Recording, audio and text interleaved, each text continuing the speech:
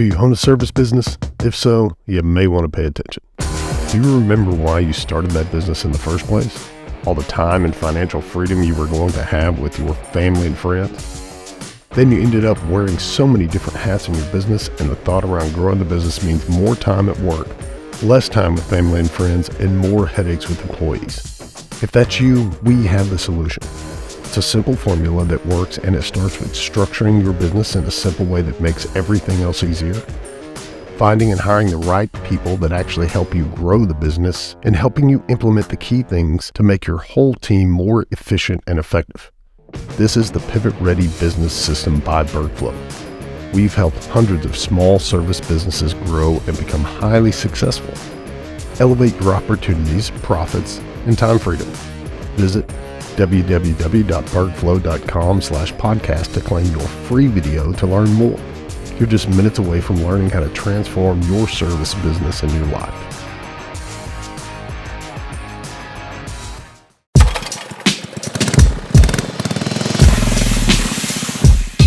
Hey, everybody. Welcome to the Under Pressure podcast. My name is John.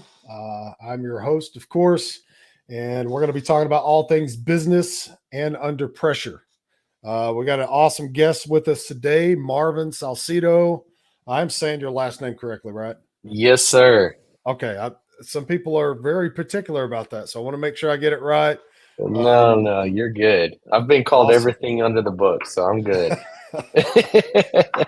Marvin, so glad to have you here. For you guys that don't know Marvin out there listening and watching this podcast, Marvin in 2016 had a failed partnership in a business. What business was that? It was another landscape business. I was Landscape. 70% owner in another landscaping business, multi-million-dollar landscape business here in Tyler. And me and my business partner just didn't see eye to eye. So Okay. Hey, it happens. Well, it does. Clearly, Marvin decided to start over, set his sights on another landscaping business, and through a combination of hard work, determination, and several acquisitions, which is always a great thing. That's complicated and fun.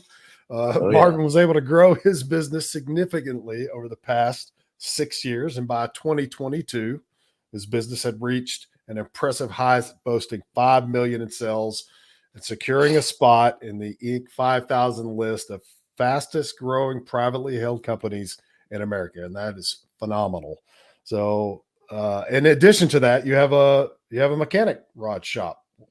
Have a mechanic shop. I have both a mechanic shop, a paint and body shop, and a hot rod restoration company. Nice. And I've seen some of your rods, dude, and they are sweet. So if you guys you need to go check out his Facebook page. He's got some sick rods on there for like his business vehicles, which are amazing. So you got to check that out. Marvin, we're so glad to have you on. Thank you for coming on the show. Thank you for having me. I met Marvin in New Orleans. We met New Orleans, and we were at a QDS conference. First time I met Marvin, and I will say one thing, and this is twofold. Marvin is a man of many hats. And so it really fits him, because that was like my first experience with Marvin. Was like he had a hat on, like a different hat every time I saw him, which was awesome. I love hats, but I don't love hats near as much as Marvin. But he clearly wears a lot of different hats in the business world as well, yes, which sir. I love that as well. And so it's fitting. It's fitting, right? So, yes, sir. Awesome. All right. Well, let's dive in and get to know more about you and your story. Where'd you grow up, Marvin? Man, so I grew up in a little town that very few people have heard about. It's called Hobbs, New Mexico. And it's a one-horse town over on the New Mexico-Texas border. And I think there are about 30,000 people or something there whenever I was growing up. And it was a dying oil town. Grew up... lived in a single family home or a single parent home, no money to speak of whatsoever. So grew up poor, and just, existed and lived life and moved forward and decided that I wanted more in life for myself than what I had growing up. And I was bound and determined to make it happen. I told people from a very young age that when I grew up, I was going to be a multimillionaire. And I was bound and determined. Of course, multimillionaire isn't near as what as much as I thought it was when I was a kid. But Yeah, when you're young, it just sounds like so like oh man, out that's there. so much Oh, money. that's awesome. And I know where Hobbs is. I've been through Hobbs a lot. Of course, you know, like, or you may remember, I lived in Amarillo and was in law Yes, enforcement up sir. there, and so yeah, I went through Hobbs quite a bit. So I've experienced Hobbs. Um, well, that's cool, man. Like that determination, you know, it's so awesome when I look into the entrepreneurial world. And I had a very rough upbringing as well, like very poor, all kinds of stuff, abusive, all this stuff. When I look at entrepreneurs, and now that I'm in this realm, or I really get to talk to a lot of entrepreneurs, so many entrepreneurs come from nothing Yeah. and really build themselves up. And it's hearing the stories are amazing all the time. So congratulations, awesome! You're Thank you. doing phenomenal and just killing it out there. So what about education? Tell us a little bit about like educational background. Oh, not much education to speak of. I've got a good enough degree. I have a high school equivalency. I was homeschooled, and in Texas, you can get the equivalent of a high school diploma. Yeah, Um, and I went through 2 years of, I guess you could call it a vocational school. I actually went to school to be a pastor and to nice. work with to be a children's pastor and work with kids. And after I got out of school, I actually did that for a while, and I still am pretty heavily involved in my church. But um, yeah, no formal education, no business degree or anything like that. I tell people that I went to school of hard knocks because I tell Yeah. you, I have made just about every mistake you can make in business, and some of them more than once because I'm kind of hard headed that way. So That's awesome. Yeah, I saw that on your Facebook, the School of Hard Knocks, and that's yes, you know, sir. and my whole point of asking that is the we have a lot of listeners, and a lot of them are they can be out there working as technicians somewhere. Some of them are just starting their companies. Some of them are already established companies. So we've got a wide variety of listeners, and the thing about so many people just assume that in order to really start something amazing and build something really great, you have to have some of the, some extreme education. I've got to have this college degree and that college degree, and I got to know all about, constantly reading and learning about business and doing all these things. And, once again, you're proving my point that that's not the case. No, Most of the sometimes you just got to get time, out there and do it. yeah. Sometimes it just takes, like you say, the school of hard knocks, and hey, that's a education in and of itself. That's as you can probably attest, one that you don't forget those lessons too easily. No, I tell you, it was not a cheap education. I probably spent just as much, if not more, on my School of Hard Knocks education as I would have a formal business education. Because I have made hundreds of thousands of dollars worth of mistakes throughout the years, and I've learned from them. Nice, So, yes, nice. sir. So let's dive into a little more like what inspired. I know you like had kind of had this mindset you wanted to have a better life than what you had, and but what made you really want to start a business? What made you want to Man, be an entrepreneur? I've always had that entrepreneurial spirit. I always have. I was always scheming to sell stuff when I was a kid, and I always had money. always, because I always figured out a way to hustle and make, either get out there and work, or I'd sell something, or I'd flip something and sell it. And I always had money. And matter of fact, I hated doing chores as a kid. God, I hated chores. But I used to hire the neighborhood kids to do my chores, and I traded them. I would pay them in candy, um, and they would go and do my chores, or I'd swap out. I'm real mechanically inclined, and I'd always fix their bikes or something. I'd be like, "Hey, I'll fix your bike if you'll go pull weeds for me in this flower bed over here." And I remember one day my dad walked out and he's like, "What are you doing?" And I'm sitting over there just playing around in the shade, and there's like 6 kids in my backyard pulling weeds, doing my chores. And he started getting mad at me. It's like, "Oh, no, no, no, I'm paying them. I'm paying them." I'm working on my management skills. I am. I am. I had an MBWA degree from early on. You know what MBWA degree is?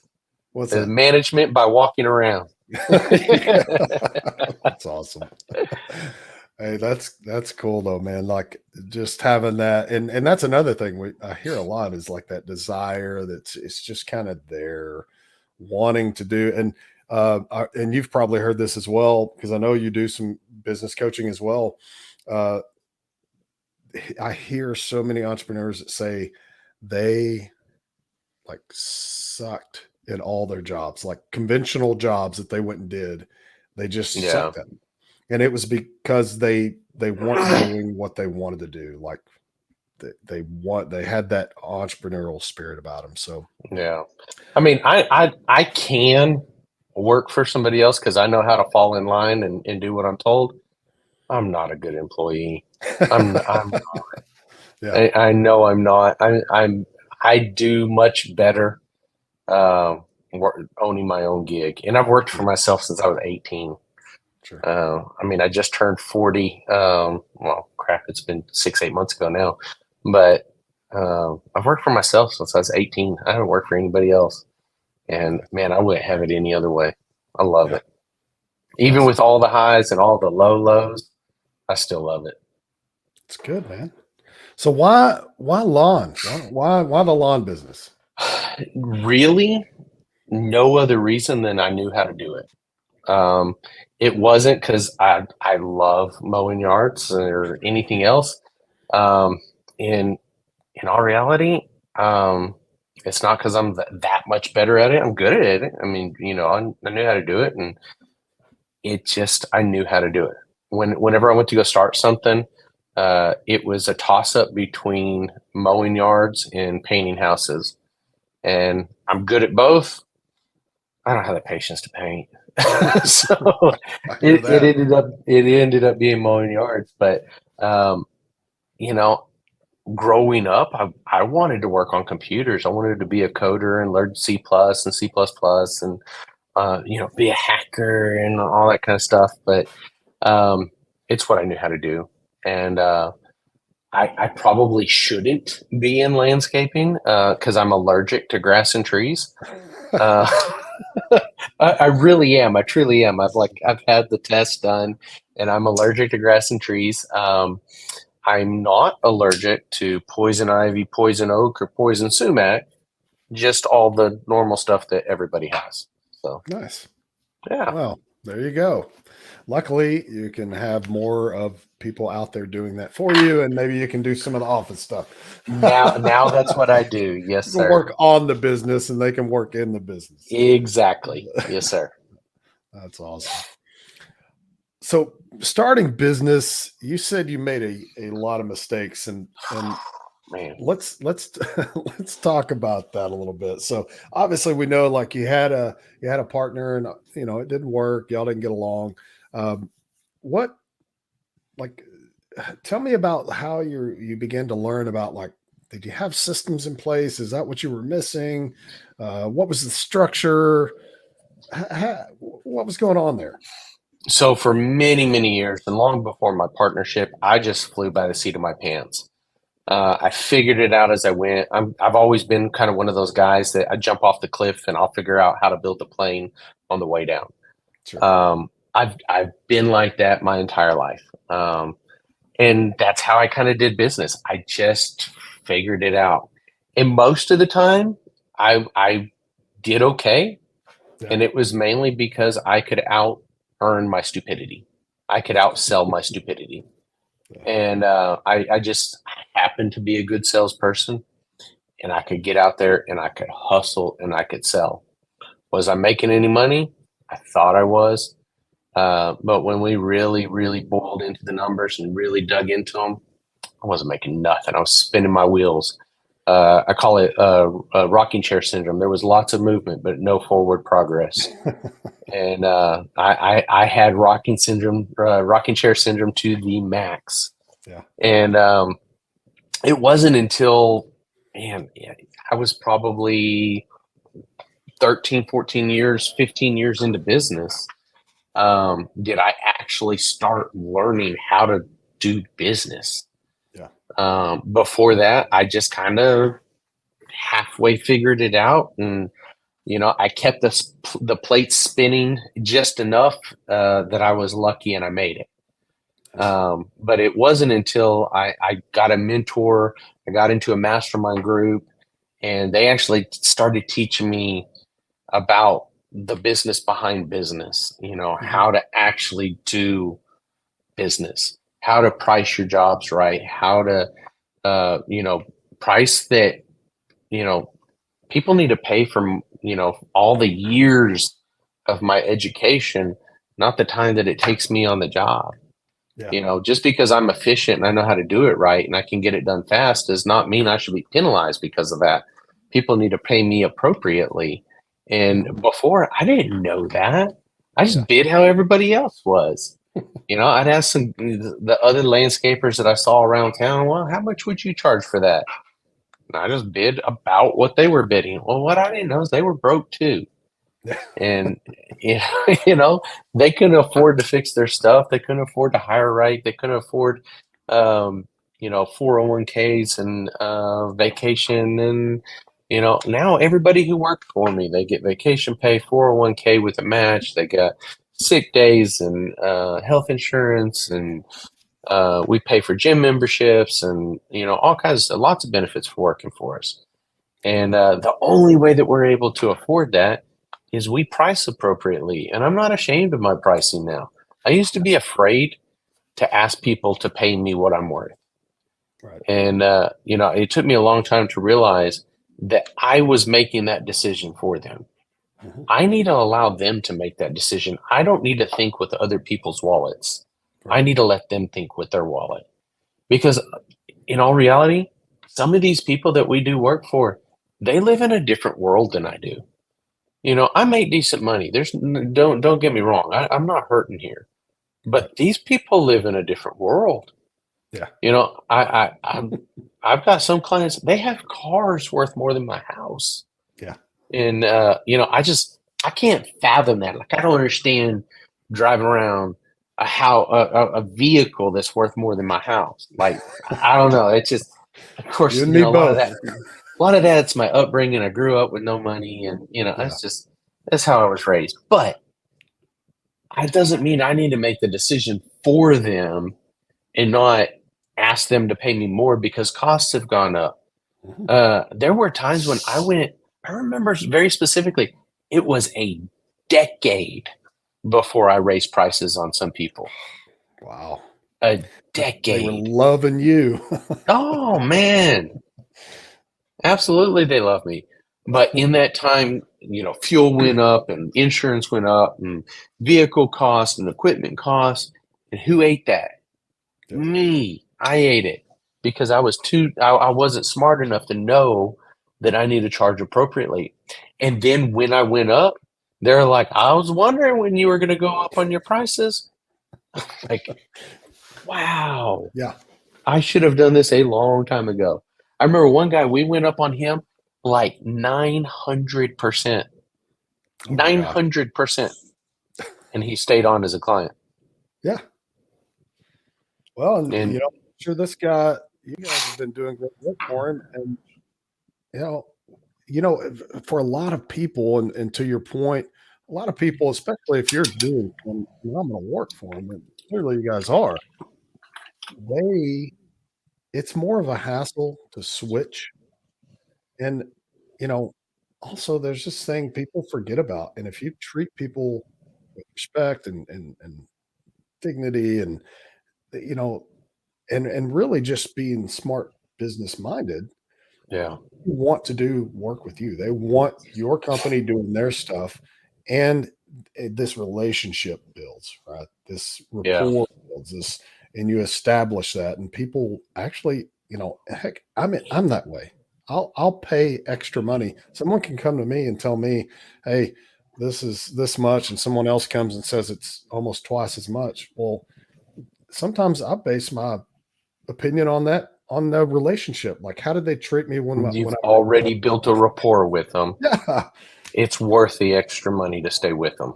yeah, yeah. It's Absolutely. such a and so you're absolutely right, man. I just spoke to a company literally like right before this, talking to these guys, and they're like, "Well, we're the cheapest in town," and all these things, and like that's why so many people use us. And I'm like, is it really why so many? I mean, but you guys are doing great work, so why be the cheapest in town?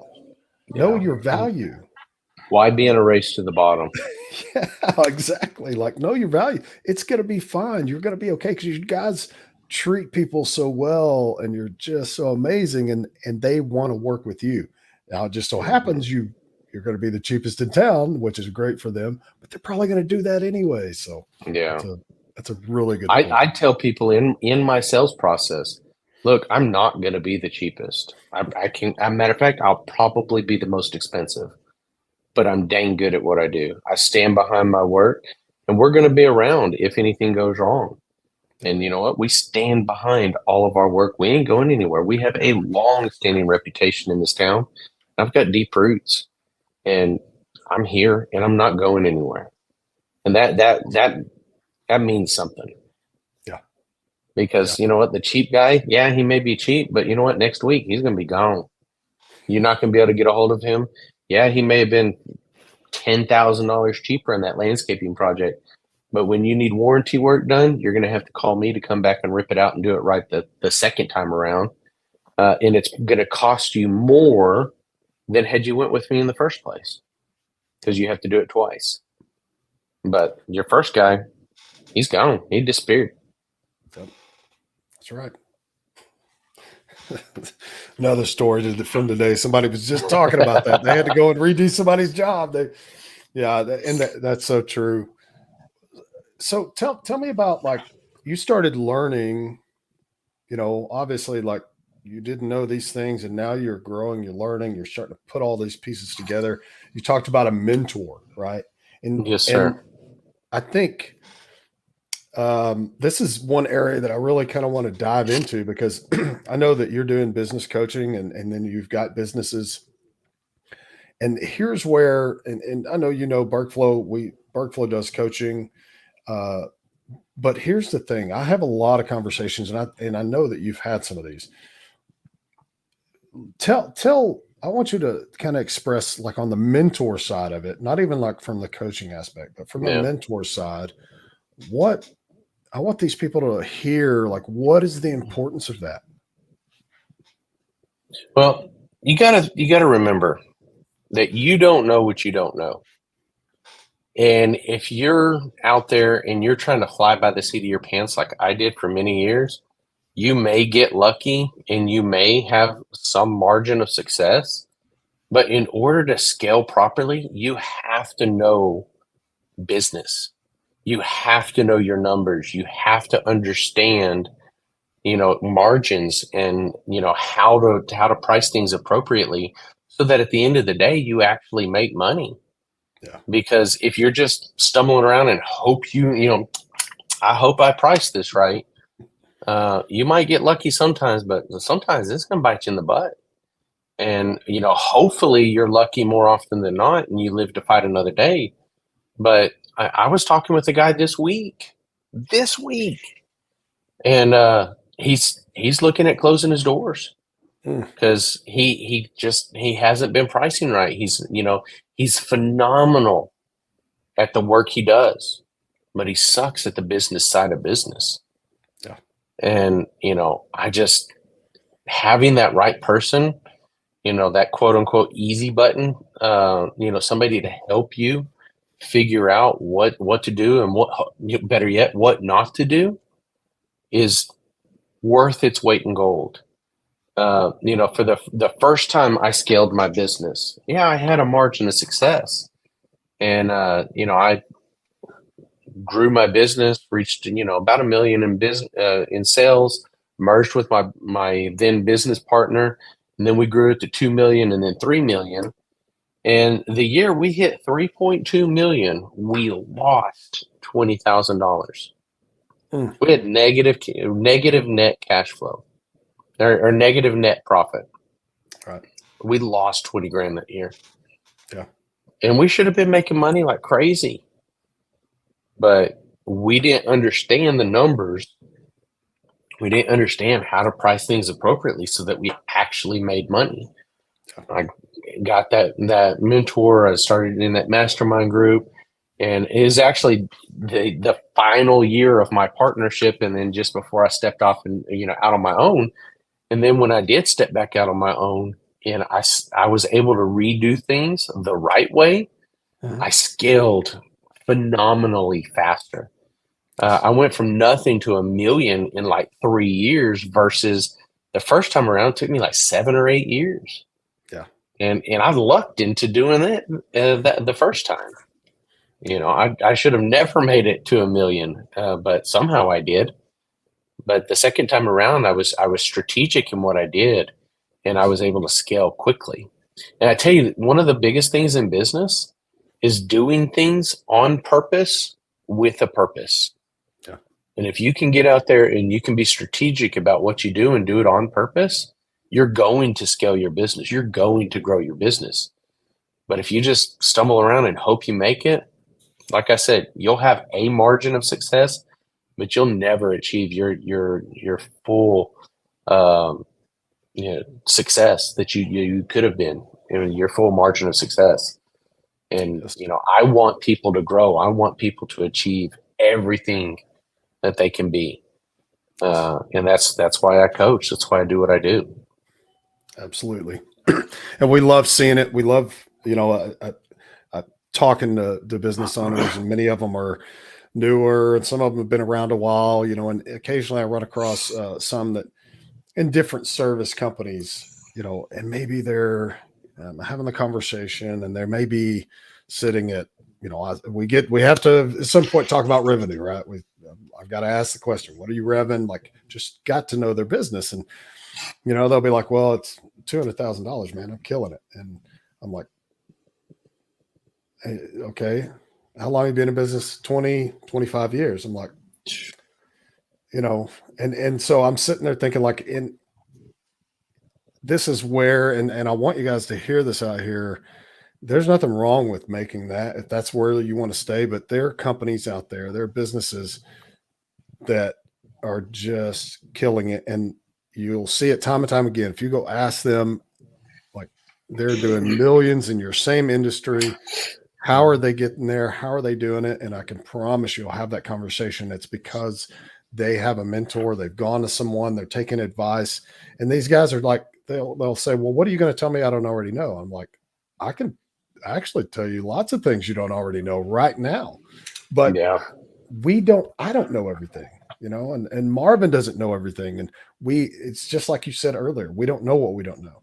And until we figure that out and find that out, and all these guys the sooner you can do that, learn these things that other people have experienced and know and gone through or learned about and all these things, that's when you are really going to take advantage of the opportunities out there that are already presented. They're all around you, and it's just hard to see. So, and I'll tell you, a lot of times having a coach is not so much. And man, I tell you, my coach helped me so much with everything I didn't know, but a lot of things I did know, and it was just a matter of them pushing me over the edge, saying, "Hey, you need to do this. I don't want to do that. This," and I could come up with 1,000 excuses why not.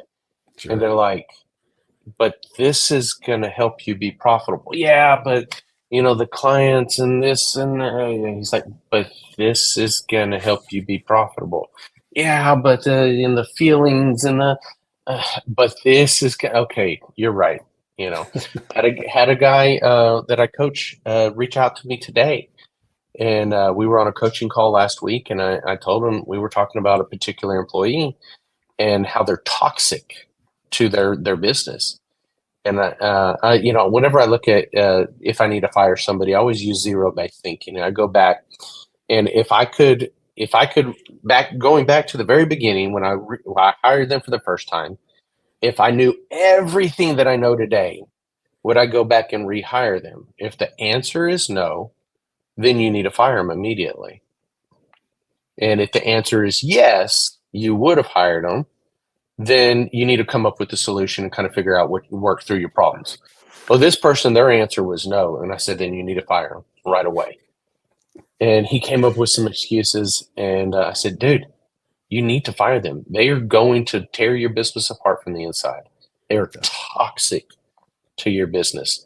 And he messaged me today. He said, he had an epiphany. He said, what the hell am I paying you for if I'm not going to listen to what you coach me? He said, I'm going to fire him. And I said, good for you. Nice. Fire him. Let him go. Yeah, so sometimes it's culture. Just that coach pushes you over the edge. Yeah. and it's no different. It doesn't matter. I've told them, like, it doesn't matter. I mean, some people, if you have that mentor in your life, it's already there and present. Listen to them. Don't ignore them. But if you don't, go out and find people who know what they're doing and make it easy on yourself. It's and I know, just like what you're saying, like, people will fight us all the time on things, and then the moment they do it, everything changes, and they're like, "Oh, I wish I had listened to you about 3 months ago." So, yeah.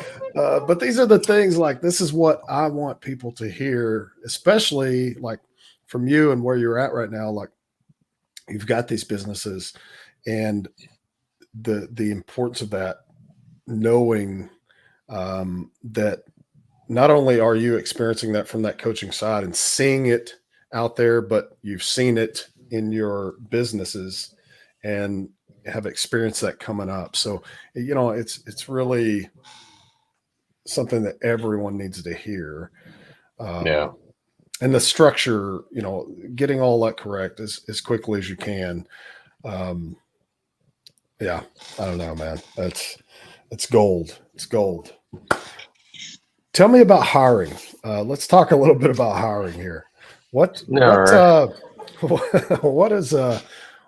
is it getting difficult? Yes and no. It was pretty difficult there for a while. Especially when people were being paid more to sit at home and twiddle their thumbs and play Xbox than they were coming to work. That was rough. But the market, I think, is starting to change a little bit, and people are realizing, you know what? Hey, I kind of do have to go to work. I have bills to pay, and I may not get a free check for the rest of my life. So, a lot of times we may have to go through a few people before we find that right person, though, because we want not only that person. You got to find the unicorns out there. We want to find somebody with good work ethic. And that's one of the hardest, because so many in the upcoming generation, they're lazy. I'm not trying to speak ill of them by any means, but it's the truth. Yeah, it's just they don't want to work. Yeah. And so find somebody with a great work ethic, somebody with a good attitude. Oh man, I'd much rather pay you for a good attitude than your skill. I can teach you. I can teach you how to work.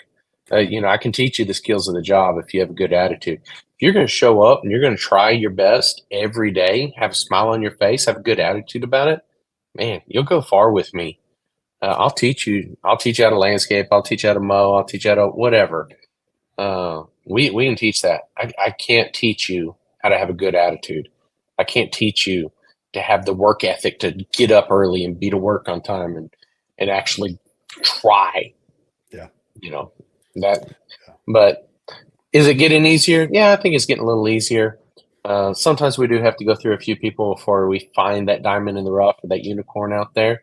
But man, when we find them, they don't usually go anywhere. They stick around because we've got a great company culture and that we've worked really, really, really hard on. And people don't they don't want to go nowhere. That's good. So That's great. That's great to hear because that, man, I just hear it so often and people just don't know because they're not really examining that culture side of it. And then they want to know why everybody's leaving them. And, they hire and they leave and they hire and they leave. And I'm like, there's a common denominator here, and it ain't these people. So you yeah, got to look at your culture, and it's so important.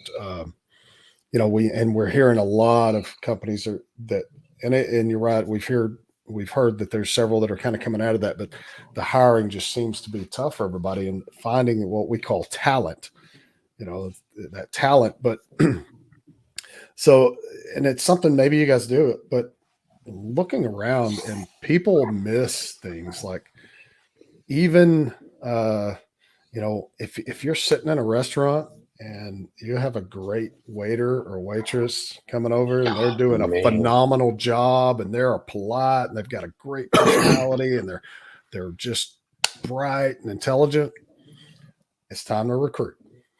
You know what I'm saying? Like, if I'm gonna hire somebody who's working, right? And people yeah, are doing it to you and all these other businesses out there all the time. I promise you, there's people out there who are looking for the talent, and they're looking and paying attention and observing. Like, there is talent all over, and we get that question all the time. Where can we find talent? Where can we find these people, they're these everywhere. magic You just gotta look unicorns? for them. Everywhere. Look, like you go to your tire They're shop and this dude's rocking it they're and kicking working. butt. Yeah, they're They're working. working. They're working.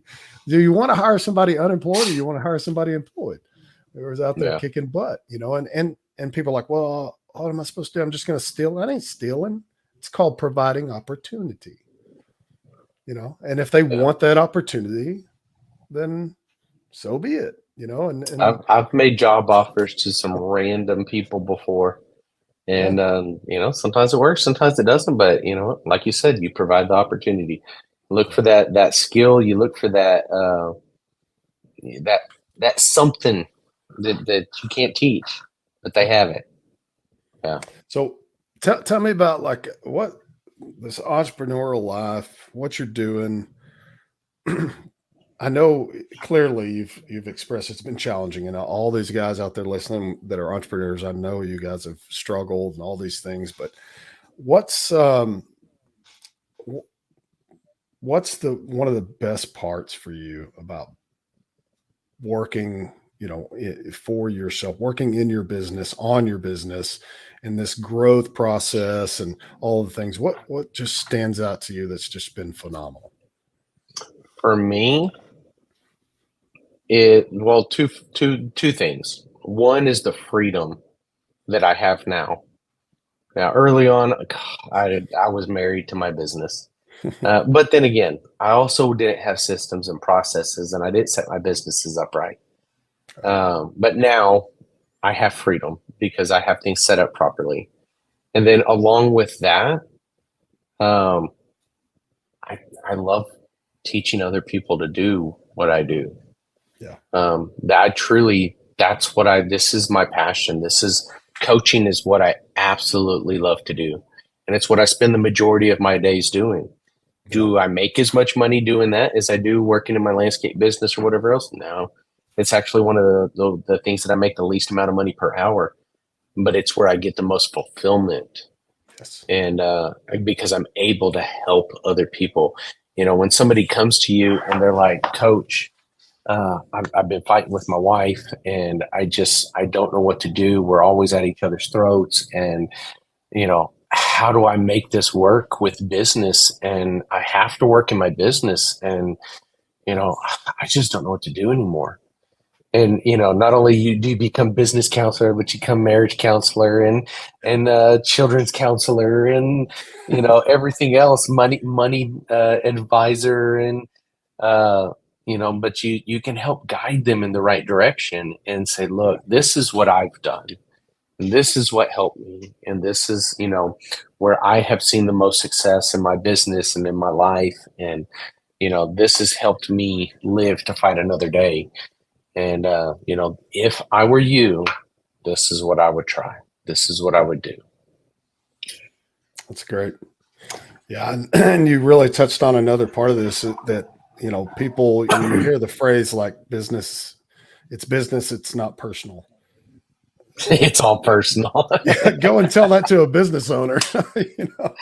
Oh man, But that's the thing is nowhere like, else can you have the highest of highs and the lowest of lows, and then back to the highest of highs in the same day as being a business owner. yeah, I I'm mean, telling you, it's man. a roller coaster ride every day. Well, touching on that personal side of things, that is kind of that beauty of, uh, you know, the difference is people just think, well, it's going to be just about like I'm diving into business and we're going to look at this. I'm going to get all these technical stuff and this and that, which is all great. Getting the structure, the Yeah, systems, and scaling your company, and how do we hire? How do we find the talent? That's all phenomenal. That's great information.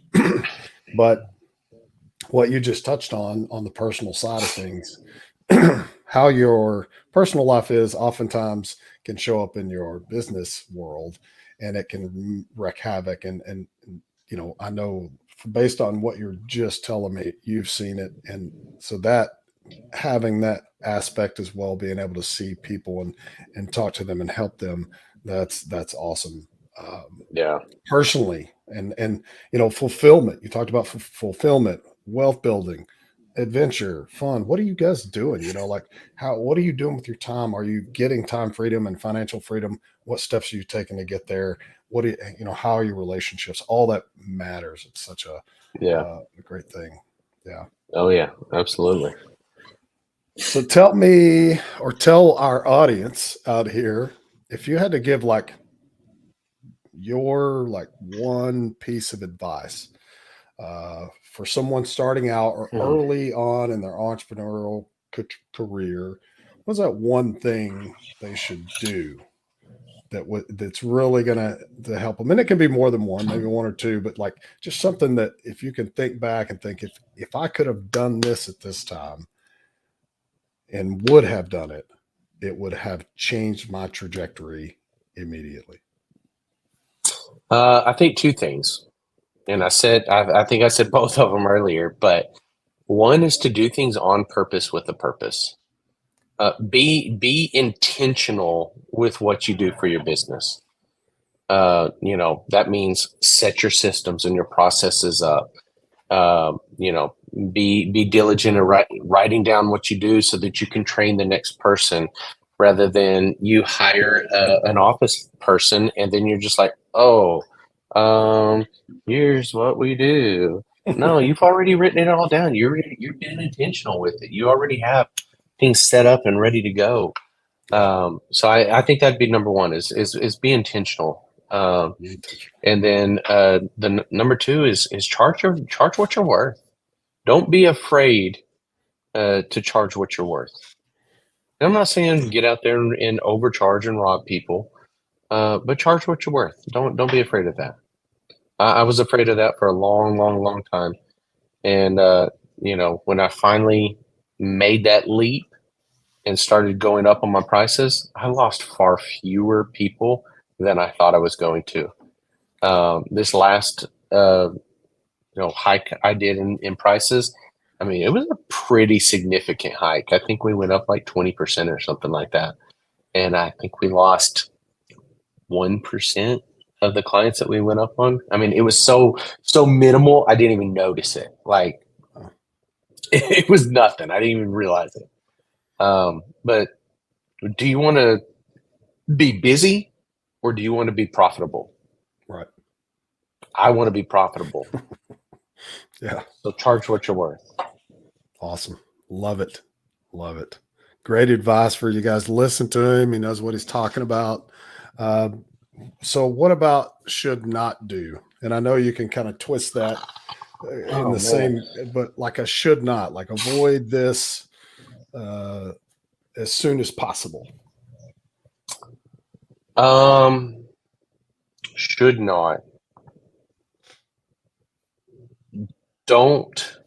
I don't know how to say this. I'm going to kind of flip it, but but get out of your business as fast as possible. Stop working in your business and start working on your business. Yeah. Because the faster that you can get out of the field and the faster you can work on your business, and this goes back to doing things on purpose with a purpose, the faster you'll scale your business.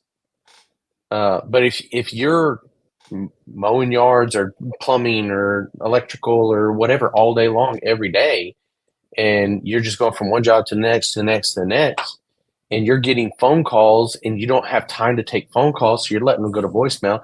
The only time you have time to answer the voicemails is at 9 o'clock at night when you finally sit home to eat something that your wife set in the microwave 3 hours before. And so you're sitting down. Nobody wants a phone call at 9 o'clock at night, so you can't ever respond to anybody.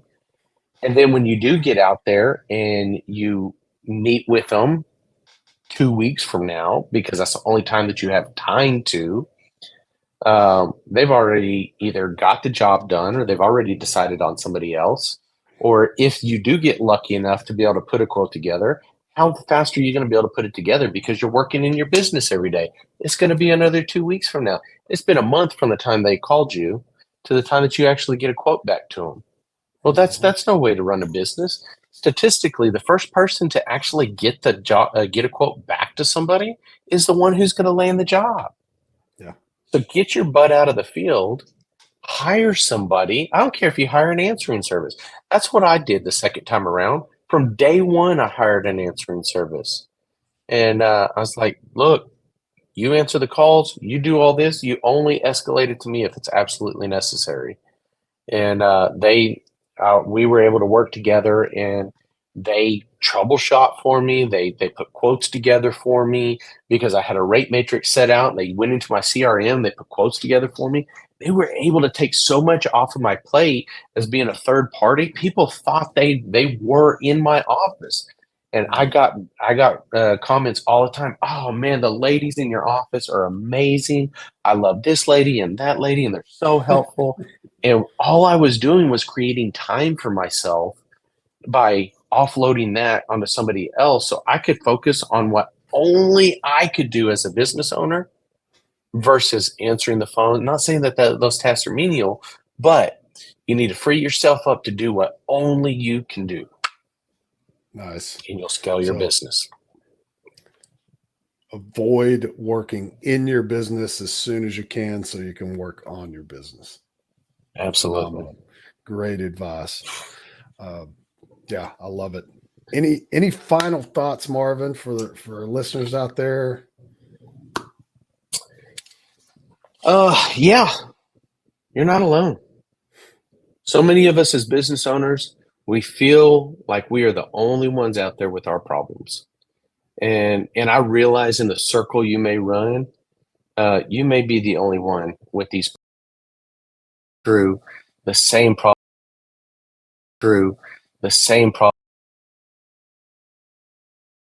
payroll. And we've had so that our employees, you're not alone. And so when you're struggling and you feel like, dear God, can I do this another day? Reach out, ask for help. It's okay to ask for help. The bigger man is the one that reaches out. Absolutely. And, I've been there before. Before I ever reached out for help, man, I went through a bad bout of depression, and, it's a horrible, horrible time in my life. And, I failed to recognize the signs, and I failed to reach out and ask for help. So you're not alone. Reach out to me. I'll help you however I can. And, because it's what I love to do. I love helping people. So you're not alone. Awesome. That's my final thought. That's awesome. Appreciate it, man. No, that's those are little nuggets, guys. So you better pick them up. You've got to reach out, get advice, find it anywhere you can, get some coaching, talk to Marvin, talk to us, talk to somebody that you can actually just go to and literally walk in and ask questions about. Don't be scared. Yeah. It's okay, because none of us know it all. and it's okay to ask and learn from somebody else. Go out Absolutely. and do it. And hey, for those of y'all anywhere close to Tyler, Salcido Lawn, you need to call this guy. East Texas Automotive. You need to get them. Take your vehicles over there. Hey, Rodfather's Customs. Rockfather's Customs. You guys support Marvin and what he's doing. Give him a call if you need some advice. I'm certain that he'd love to talk to you. And Marvin, it's been fantastic for you to come on the show. Thank you for having me. It's my pleasure. Yeah, and let's do it again in the future. Absolutely. We'll talk some more. Maybe by then, like there'll be some more businesses going on, and man, I got some stuff in the works right now. Nice. I like it. I'm gonna expect a different hat, of course. Of course. All right. For all you out there, I know Marvin is got some other stuff going on. We're going to wrap this up. Thank you so much for listening. Make sure you like, share, post it out, just, share it all over the place, and subscribe to Under Pressure. Thank you for listening to Under Pressure Podcast, where we have been discussing all things business and under pressure. Have a great day.